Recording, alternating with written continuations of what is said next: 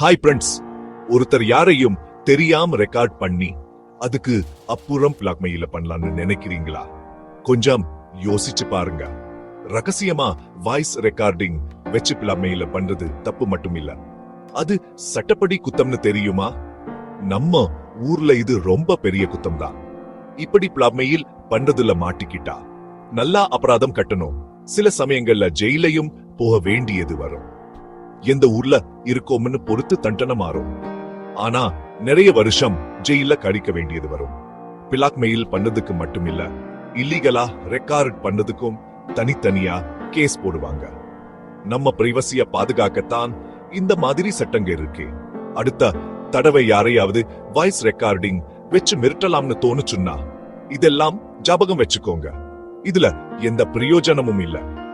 மத்தவங்களோ பிரைவசிய மதிக்கணும், பிரச்சனையில மாட்டிக்க கூடாது. எல்லாத்தையும் தெரிஞ்சு வச்சுக்கோங்க. எப்பவும் சேஃபா இருங்க, சட்டத்துக்கு கட்டுப்பட்டு நடந்துக்கோங்க. இந்த வீடியோவை பார்த்ததுக்கு ரொம்ப தேங்க்ஸ். இன்னும் நல்ல டிப்ஸ் தெரிஞ்சுக்க மறக்காம சப்ஸ்கிரைப் பண்ணுங்க.